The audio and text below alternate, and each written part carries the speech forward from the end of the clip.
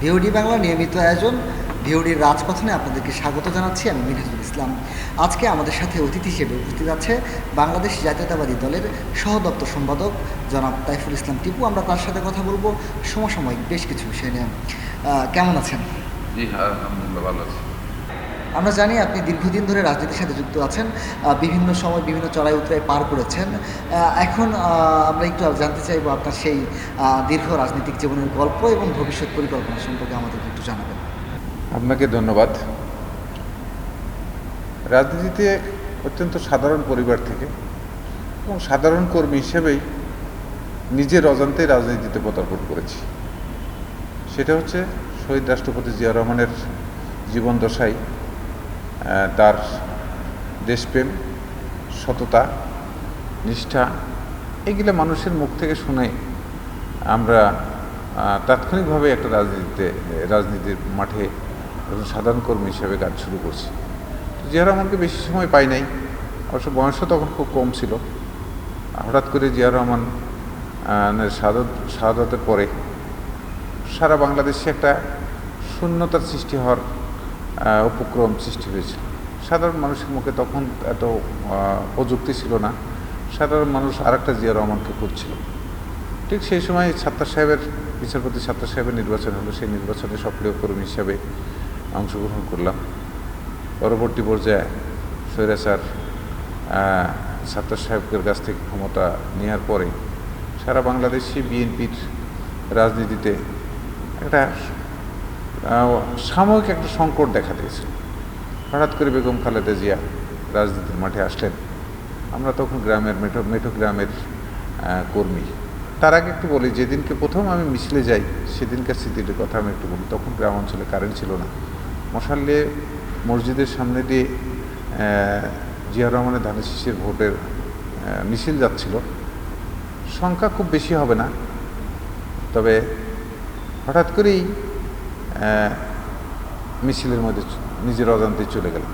রাত্রেবেলায় অনেক পথ তাদের সাথে, বড়দের সাথে মিছিল করে তো সারা শরীরে ধুলাবালি খেলা।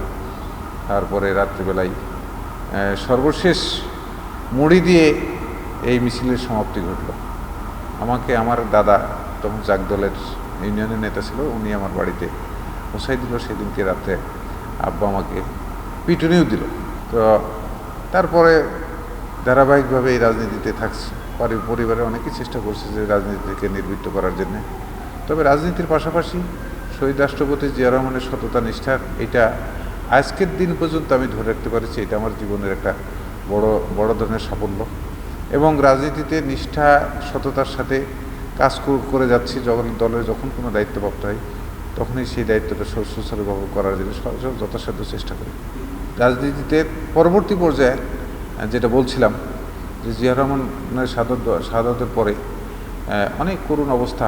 জিয়া রহমানের শাহাদাত বার্ষিকী পালন করার সময় এমন হয়েছে যে 10 দিন 1 মাস আগে মানুষের কাছ থেকে চার আনা, যারা বিএনপি সমর্থক ছিল তাদের কারো কাছ থেকে 4 আনা, কারো 8 আনা। তারপরে সর্বশেষ বাবার ক্ষেতের ফসল বিক্রি করে, আমাদের অঞ্চলে আখ প্রধান দেশ, সেখানে আখ বিক্রি করে জিয়া রহমানের শাহাদাত বার্ষিকী আমরা পালন করছি। শিকা লিখেছি, শিকা মেরেছি, স্লোগান দিয়েছি, মাইকিং করেছি, মাইলের পর মাইল হেঁটে কর্মীদেরকে সংগ্রহ করার চেষ্টা করছি। এইভাবেই আমাদের রাজনৈতিক জীবনের প্রথম সূত্রপাত। পরবর্তী পর্যায়ে বেগম খালেদা জিয়া যখন আপসীন নেত্রী হিসেবে বাংলাদেশে আবির্ভাব হলেন এবং স্বৈরাচারের বিরুদ্ধে যখন একের পর এক স্লোগান শানিত করছিল, ঠিক তখন একটা গর্বিত কর্মী হিসাবে, খালেদা জিয়ার কর্মী হিসাবে এর সাথে 9 বছর টানা সংগ্রাম করেছি। এবং প্রত্যেকটা সংগ্রামে প্রতিটা দিন আমাদের যারা নেতা ছিল তাদের সাথে আন্তরিকতা ছিল, হৃদ্যতা ছিল, অল্প কিছুতেই আমাদেরকে আকৃষ্ট করেছে। এবং আমরা কর্মীর সংখ্যাও তখন কম ছিল, কিন্তু একটা জিনিস ছিল, কমিটমেন্ট ছিল। কমিটমেন্টটা কি, যে একটা লাশের বিনিময়ে যদি স্বৈরাচারের পতন হয় তাহলে প্রত্যেকেই মনে করতো যে সেই লাশটা আমি হব। এটা আমার ভিতরে এই চেতনাবোধটা ছিল। যাই হোক, স্বৈরাচারের পতন হলো, এর মধ্যে দিয়ে রাজনীতিতে আবার আমাদের সরকার গঠন হলো। তখন আবার আপনার রাজনীতি ধারাবাহিকতার মধ্যে দিয়ে থাকলাম। কিন্তু সরকার 3টা সরকার দেখেছি এবং মন্ত্রী দেখছি, কাছে থেকে এমপি দেখছি, এমপি বানিয়েছি। কিন্তু আমাকে কখনোই এই দুর্নীতি, অনিয়ম বা আপনার নিজের জন্য কিছু করতে হবে, এইটা আজকের দিন পর্যন্ত আমাকে অনেক সুযোগ এসেছে আমার জীবনে, কিন্তু এই সুযোগগুলো আমি কাজে নেই, কারণ আমি এখনও একটা নীতিতে আছি যে শহীদ রাষ্ট্রপতি জিয়া রহমানের সততা দেশপ্রেম নিয়েই যেহেতু রাজনীতিতে এসেছি, সেই শেষ দিন পর্যন্ত এই কাজটা করে যেতে চাই। এরপরে ধরেন আমি রাজনীতি করি, অ্যাডওয়ার্ড কলেজে পড়ছি, অ্যাডওয়ার্ড কলেজে ছাত্রদল খুব করুণ অবস্থা ছিল, কয়লা দিয়ে রাত্রিবেলা আমি আর আমার খালাতো ভাই ওয়ালিং করছি, তখন এই ছাত্রলীগ এবং মৈত্রীর দুর্দান্ত দাপট ছিল। তারপরে বিশ্ববিদ্যালয়ে গেলাম, বিশ্ববিদ্যালয় জীবনে তবে রাজনীতি করেছি, রাজনীতির পাশাপাশি একটা জিনিস কখনো আরেকটা জিনিস থেকে বিচ্যুত হয়নি, লেখাপড়ার জায়গা থেকে কিন্তু আমি বিচ্যুত হই, কারণ আমার জীবনের ক্যারিয়ারের লেখাপড়ার কোনো জায়গাটাই কোনো ছন্দপতন ঘটে নেই এবং সফলতার সাথেই লেখাপড়াটা শেষ করছি। এটা আমার মাথার মধ্যে ছিল, যত কিছুই করি আমাকে লেখাপড়াটা শেষ করতে হবে। এর মধ্যে এই রাজনীতি করতে যে কতদিন রাতের পর রাত ভাত খাবার পাই নাই, পকেটে টাকা নাই, টাকা বাবার ঠিক যা নিয়েছি সেটা রাজনীতি করতে যেয়ে শেষ করছি, এইভাবেই সংগঠনটাকে তৈরি করছি।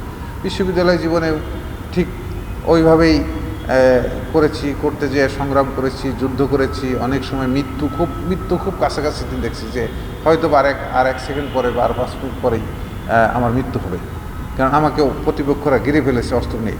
এর মধ্যে দিয়ে আবার নিজের পলিসি দিয়ে সংগঠন সেখান থেকে মোকাবেলা করছি, আবার সংগঠনও ক্ষতিগ্রস্ত হয়েছে, সেই সংগঠনকে আবার জিরো হয়ে গেছে, জিরো থেকে সংগঠনকে আবার পূর্ণাঙ্গ রূপে বিশ্ববিদ্যালয়ে সংগঠনকে দাঁড় করেছি এবং পদবি যেগুলো পেয়েছি সেগুলো সবই মাঠে থেকে পেয়েছি। তো এইভাবেই আমার ছাত্র রাজনীতির শেষ দিনটা পর্যন্ত আমার জীবনের স্মৃতি, যেদিনকে বিশ্ববিদ্যালয়ের ছাত্র রাজনীতি থেকে বিদায় নিই, বিশ্ববিদ্যালয়ের হাজার হাজার ছাত্রছাত্রী আমাকে ধরে জড়ায় ধরে দল মতের ঊর্ধ্বে উঠে আমাকে ধরে কেঁদেছে এবং আজকে পর্যন্ত আমার সাথে রাস্তাঘাটে রাজশাহী ইউনিভার্সিটির যারা ছাত্রছাত্রী আছে সে যে দল মতেই হোক, এখন পর্যন্ত অনেকে আমার সাথে যোগাযোগ করে এবং খুব নিজের ভাইয়ের মতন করে দেখে। এটা আমার জীবনের অনেক বড় একটা প্রাপ্তি বলে আমি মনে করছি। যদিও বিভিন্ন পরিস্থিতির কারণে নির্বাচন করার ইচ্ছা ছিল, কিন্তু নির্বাচন করা সম্ভব হয়নি। ঢাকায় আসলাম, ঢাকায় 1/11 আসলো। 1/11 যখন সারা বাংলাদেশের সমস্ত নেতাকর্মীরা স্তম্ভিত, তখন যারা বড় বড় নেতারা যখন বেগম খালেদা জিয়াকে ছেড়ে চলে যাচ্ছে, তারেক রহমানকে ছেড়ে চলে যাচ্ছে, তখন আমরা যে 2-4 জন মানুষ রাস্তায় নেমেছিলাম, তারই মধ্যে আমি একজন। আমাদেরকে তখন অনেকে পাগল করছে। আমরা যারা রাস্তায় নেমেছিলাম তাদের কেউ গুম হয়ে গেছে, কেউ মারা গেছে, অধিকাংশ মারা গেছে। আমরা হাতে গোনা 2-3 জন বেঁচে আছি, কোনো মতে বেঁচে আছি। তো 1/11 ফেস করছি। মান্নান ভূঁইয়াদের মতন ফ্যাসিস্টকে, ফখরুদ্দিন মহিউদ্দিনকে পরাজিত করেছে, বেগম খালেদা জিয়াকে আবার রাস্তায় দাঁড় করানো হয়েছে। সেই কারণে খালেদা জিয়া আমাকে ভালোবেসে এই সহদপ্তর পদে অধিষ্ঠিত করেছে। পরবর্তী পর্যায়ে শেখ হাসিনার ফ্যাসিস্ট আন্দোলনে প্রতিটা ধাপে প্রতিটা মুহূর্তে যখন যে ক্রাইসিস হয়েছে, সেই ক্রাইসিসেই কিন্তু আমি সামনের সারি থেকে, যখন 5 জন নেতাকর্মী রাস্তায় নামছে তার মধ্যে আমি একজন নামছি এবং সামনের সারি থেকে শেষ পর্যন্ত মোকাবেলা করেছি। কখনোই ভীত সন্ত্রস্ত হয়নি, যখনও পালা যায়নি। এমনকি হয়েছে যে সারা বাংলাদেশের এই আন্দোলনকে পরিচালনায় যারা দায়িত্ব ছিল, যে 2-4 জন সিনিয়র নেতা, তাদের মধ্যে একজন মারা গেছে। আমি আপনাকে বলবো, যেমন তরিকুল ইসলাম মারা গেছে। তো আপনার 14 সালের আন্দোলন, সেই আন্দোলন পরিচালনায় আমার একজন ক্ষুদ্র কর্মী হিসাবে আমার অংশগ্রহণ ছিল। পরবর্তী পর্যায়ে 15 সালের আন্দোলন, আপনার যতগুলি আন্দোলন হয়েছে, ইভেন শেষ পর্যন্ত যে এই যে 24 সালের আন্দোলন, তারপরে আপনার এই যে বৈষম্য বিরোধী আন্দোলন, এটাতেও আমার সক্রিয়ভাবে অংশগ্রহণ করা আমার সৌভাগ্য হয়েছে এবং পার্টির নির্দেশনা যে সর্বোচ্চ চেষ্টা করি, এগুলো আমার জীবনের একটা প্রাউড ফিল করার মতো। যে এর জন্য আমি পার্টির থেকে কিছু চাই না, কিন্তু আমার যে নিজেকে সম্পৃক্ত রাখতে পারছি, নিজেকে সবসময় রাজনীতির মধ্যে রাখতে পারছি এবং পার্টির পক্ষে, দেশের পক্ষে সবসময় কাজ করতে পারছি, এটাই আমার জীবনের সবচেয়ে বড় প্রাপ্তি বলে আমি মনে করি। এভাবেই জীবনের শেষ দিন পর্যন্ত প্রায় আপনার 43-44 বছরের রাজনীতির মাঠে থাকা হয়ে গেছে। আর হয়তো কিছুদিন থাকতে পারবো। আল্লাহ কাছে দোয়া করি যে আল্লাহ যেন শেষ দিন পর্যন্ত এই বেগম খালেদা জিয়া তারেক রহমানের সাথে থেকে জীবনের শেষ দিন পর্যন্ত পার করতে পারি। আমরা একটু অন্য প্রসঙ্গে যাই। আপনি জানেন যে অন্তর্বর্তীকালীন সরকার দীর্ঘদিন ধরে বাংলাদেশে আছে এবং তারা কিন্তু একটি সংস্কার কার্যক্রমও পরিচালনা করছেন। এই যে অন্তর্বর্তীকালীন সরকারের সংস্কার কার্যক্রম কতটুকু ফলপ্রসূ দেখছেন এবং দেশের আইন শৃঙ্খলা পরিস্থিতি কেমন?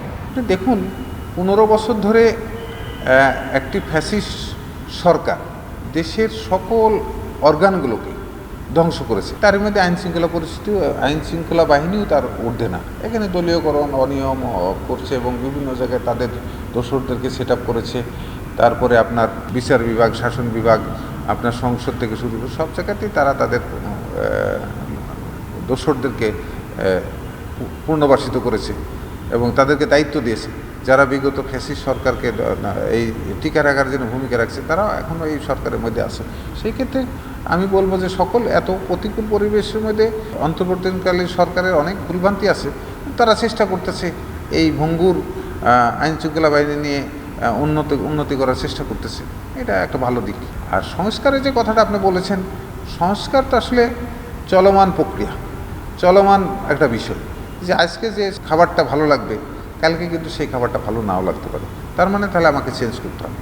তো সেই কারণে পরিবেশ পরিস্থিতি আপনাকে একটা জায়গায় নিয়ে যেতে, যখন যেটা প্রয়োজন মানুষের সংস্কার মানে আমি বুঝি যে মানুষের তাৎক্ষণিকভাবে যে জিনিসটা প্রয়োজন এবং আগামী দিনগুলোতে ভালো থাকার জন্য যেগুলা বিষয়, সেই বিষয়গুলোকে তাৎক্ষণিকভাবে সিদ্ধান্ত নিয়ে এবং বাস্তবায়ন করাটা হচ্ছে মূল সংস্কারের কাজ। এখন আমরা বিভিন্ন কথা বলছি, বিভিন্ন জায়গা থেকে বিভিন্ন রকমের প্রস্তাব দিচ্ছি, এইগুলি কিছু মানুষের লাভবান হবে, সাধারণ মানুষের সব কিছু। দ্বিকক্ষ বিশিষ্ট পার্লামেন্টও করতেছি, দ্বিকক্ষ পার্লামেন্ট একটা ভালো উদ্যোগ, কিন্তু এখানে কিছু মানুষ প্রোভাইড হবে। সারা বাংলাদেশের তো 18 কোটি মানুষ প্রোভাইড হবে না, আর 18 কোটি মানুষ এই বিষয় নিয়ে কোনো তাদের অত হেডেক আছে বলে না।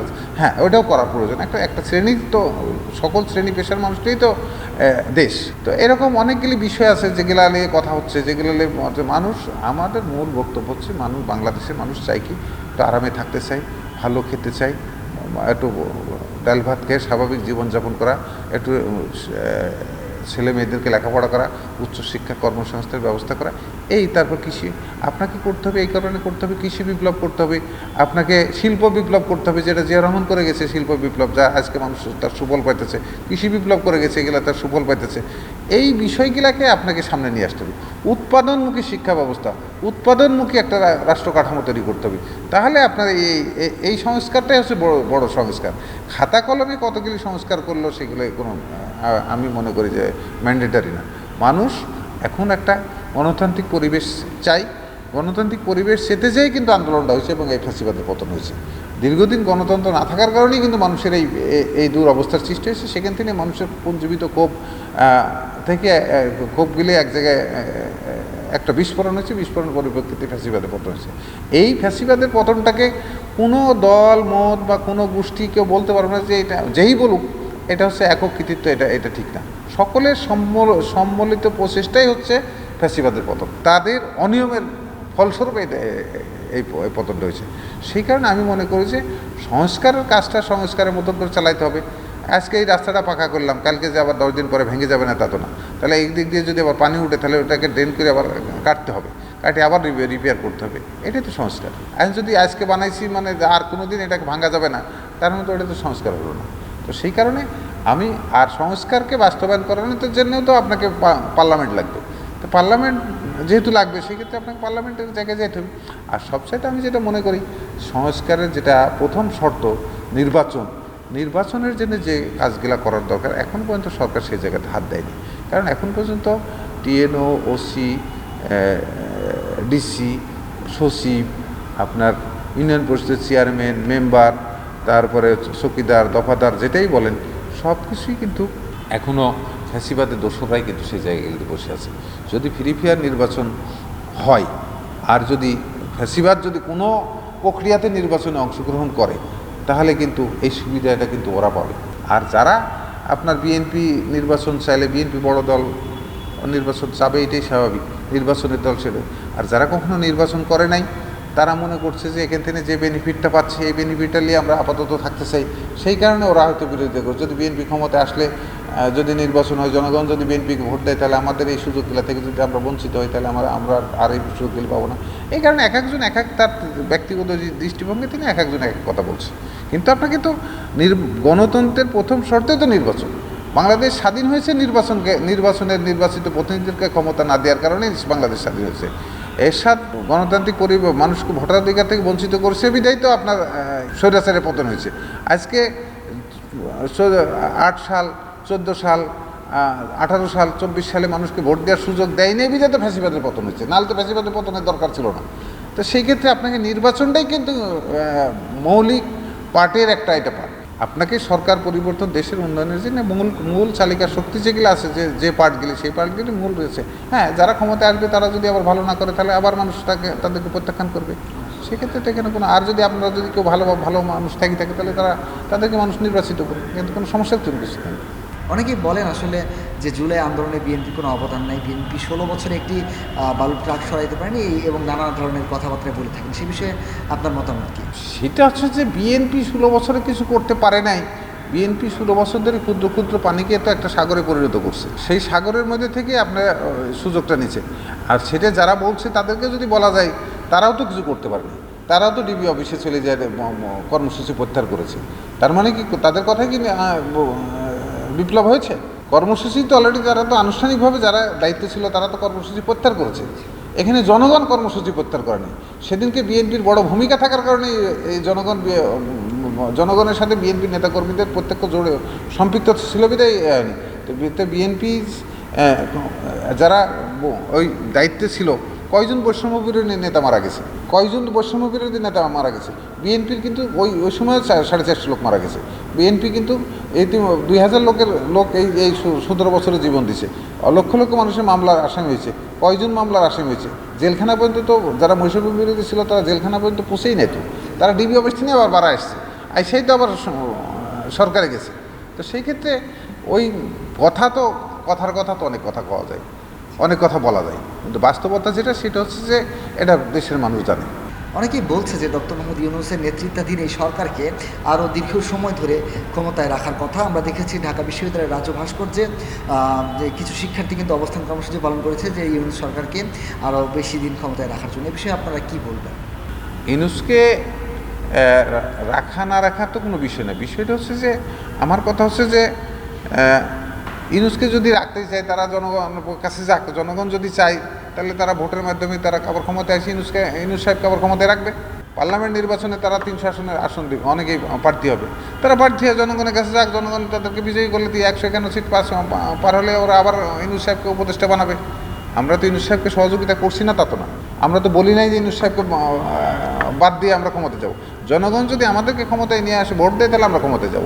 আর জনগণ যদি ওদের বক্তব্যটাকেই সঠিক মনে করে, তাহলে জনগণ ওদেরকে ভোট দিবে। তখন ওনারা ইউনূস সাহেব কেন, ওনারা নিজেরাও পার্মানেন্টলি ক্ষমতায় থাকতে পারে 5 বছর কেন, বা ধারাবাহিকভাবে 5 বছর পর আবার নির্বাচন দেবে, আবার তারা ক্ষমতায় আসবে। আমরা জানি বিএনপি নির্বাচন ইস্যুতে তাদের অবস্থান ক্লিয়ার করেছে। সেই জায়গা থেকে জামায়াতে ইসলামীও কিন্তু ফেব্রুয়ারির মধ্যে নির্বাচন চেয়েছে।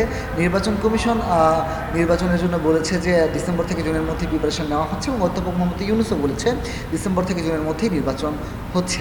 সেই জায়গা থেকে যখন আসলে বিএনপি নির্বাচনের কথা বলে, তখন কতিপয় মানুষ আসলে এটা নিয়ে বলে যে বিএনপিকে শুধু নির্বাচন করে। এই বিষয়টি নিয়ে কী বলবেন? রাজনীতির পালাবদলের জায়গায় তো নির্বাচন। তো নির্বাচন, যারা আমরা নির্বাচনের মাধ্যমেই বারবার ক্ষমতায় আসছি, নির্বাচনের প্রক্রিয়ার মধ্যেই আমরা আছি, আমরা তো নির্বাচন চাবই। আমাদের জন্মই তো হয়েছে নির্বাচন প্রক্রিয়ার মধ্যে দিয়ে। আমরা তো জনগণের কাছে যেতে চাই, জনগণকে ভয় পায় না, জনগণ আমাদের সাথে আছে এটা আমরা জানি, বিধে আমরা নির্বাচনে যেতে চাই। আর যারা এইসব কথা বলছে তারা জনগণকে ভয় পায়, তারা এই অঙ্ক মিলাই হচ্ছে ক্ষমতায় থাকতে চায়, ক্ষমতার স্বাদ নিতে চায়। আমরা জানি নতুন একটি রাজনৈতিক দল গঠিত হয়েছে, সেখানে কিন্তু তারা এখনও দলীয় নিবন্ধনও পায়নি, এবং যেই দলের নিবন্ধনের জন্য যেই প্রক্রিয়া সেটিও কিন্তু সম্পন্ন করতে পারেনি। কিন্তু রাষ্ট্রের বিভিন্ন গুরুত্বপূর্ণ জায়গায় তারা যাচ্ছে, মিটিং করছে, অন্যান্য বিভিন্ন কার্যক্রম করছে, এবং তারা 300 আসনে প্রার্থী দেওয়ার পরিকল্পনা করছে। সেই জায়গা থেকে আসলে এই যে মতনৈক্য, তারা কখনো বলছে বিএনপিকে দোষারোপ করছে, বিএনপি তাদেরকে দোষারোপ করছে, বিভিন্ন রাজনৈতিক দলগুলোর মধ্যে একটি দ্বন্দ্ব, কলহ বা কাদা ছোড়াছুড়ি লেগে আছে। সেই জায়গা থেকে আসলে নতুন এই রাজনৈতিক পরিবেশে আসলে সুষ্ঠু রাজনীতি বা সুষ্ঠু রাজনৈতিক পরিবেশ লক্ষ্য করছেন কিনা, বা এটার অন্তরায় কি আসলে? এখানে কখনোই কোনোদিনই ঐক্য হবে না। ঐক্য তো আপনার নির্বাচনের মাঠে যখন যাবে, সবাই যখন প্রার্থী হবে, তখন তারা নির্বাচনে ঐক্য হয়ে যাবে। যারা নির্বাচনে যদি সবাই অংশগ্রহণ না করে, তাহলে তো আপনার ঐক্য। কিন্তু আপনি যতক্ষণ পর্যন্ত স্বাবলম্বী না হবেন, ততক্ষণ পর্যন্ত আর কেউ কোনো কাজ করবে না, এটা তো হয় না। আপনার মতো সুবিধা মতো যতক্ষণ না হবে, ততক্ষণ পর্যন্ত আর কেউ খাবে না। আপনার ক্ষুধা না লাগলে আমার ক্ষুধা লাগলে আমি খাবো না, এমন তো হয় না। এই জন্যে আপনার যার যার ভাষার থেকে, যার যার জায়গার থেকে, যার যার নিজেদের লাভের জায়গার থেকে কথা বলছে, কিন্তু আপনাকে তো একটা কমন জায়গায় আসতেই হবে। সর্বশেষ যে বিষয়টি জানতে চাইব যে আওয়ামী লীগ ইস্যুতে আপনাদের অবস্থান কী থাকবে এবং আওয়ামী লীগ বাংলাদেশের রাজনীতি করবে কি না, এবং সাথে সাথে আরও একটি বিষয়, আওয়ামী লীগ পুনর্বাসনে কে বা কারা সবচেয়ে বেশি সহযোগিতা করছেন? আওয়ামী লীগ ইস্যুতে আওয়ামী লীগ তো ফ্যাসিবাদ যারা কর্মকাণ্ড করেছে তাদের বিরুদ্ধে আমরা বলেছি যে এখানে আইনগত ব্যবস্থা নিয়ে এবং তাদের বিচার করার বিষয়টা আমরা তো দ্বিমত করি না, আমরা তো একমত। সেই প্রক্রিয়াটাকে আরও দৃশ্যমান করতে পারতো। এই 8 মাসে তো আমরা যদি ওই বিচারটা প্রক্রিয়াটাই তো দৃশ্যমান করতো। তা আওয়ামী লীগের এখনও চেয়ারম্যান, মেম্বার, তারপরে আপনার যারা আওয়ামী লীগের বিভিন্ন জায়গায় ভাইটাল পোস্টে রোল প্লে করছে তাদেরকে এখনও ক্ষমতায় আছে। আমাদের দল তো বলে আসছে যে চেয়ারম্যান ইউনিয়ন পরিষদ বাতিল করছে। আর আমরা যেহেতু গণতান্ত্রিক দল, আমরা যে কেউ নির্বাচনে দাঁড়ালে তার সাথে প্রতিদ্বন্দ্বিতা করতে প্রস্তুত আছে। সেক্ষেত্রে কে আওয়ামী লীগ, কে জাতীয় পার্টি, কে জামাত ইসলাম, কে অন্য দল, এটা দরকার নেই। নির্বাচনের জন্য যারা যোগ্য তারা নির্বাচনে যদি দাঁড়াতে চায় দাঁড়াবে, আমরা তাদের সাথে প্রতিদ্বন্দ্বিতা করব। এখানে কোনো পুনর্বাসনের বিষয়ে বিএনপি এখানে কোনো ভূমিকা নেই। বরঞ্চ এখন পর্যন্ত বিএনপি যেসব ডিমান্ডগুলি দিচ্ছে সেই ডিমান্ড এখনও পূরণ হয় নাই। আওয়ামী লীগের বিরুদ্ধে যেসব ডিমান্ডগুলি বিএনপি দিচ্ছে সরকারের কাছে, সেগুলো কিন্তু এখনও পূরণ হয়নি। সরকার যদি আজকে আওয়ামী লীগকে ব্যান্ড করে দেয়, আমরা কি বলবো যে ব্যান্ড করলেন কেন? আর ব্যান্ড কোনো বিষয় না, ব্যান্ডটা কোনো প্রক্রিয়া না। ব্যান্ড তো জামাত ইসলামকেও নিষিদ্ধ করেছে, জামাত ইসলামকে ধ্বংসা গেছে দেশে। রাজনৈতিক প্রক্রিয়া দিয়ে মানুষকে মোটিভেট করে, মানুষকে কনভিন্স করে আওয়ামী লীগের কাছ থেকে সরাইতে হবে। যে আওয়ামী লীগের রাজনৈতিক কর্মকাণ্ড ফাঁসিবাদী, তাদের চরিত্র হচ্ছে সন্ত্রাসী, তাদের চরিত্র হচ্ছে দুর্নীতিবাজ, তারা হচ্ছে লুটেরাজ, দেশের কল্যাণে তারা কাজ করে না। এই জিনিসটা মানুষকে বোঝায়, মানুষকে কনভিন্স করতে হবে।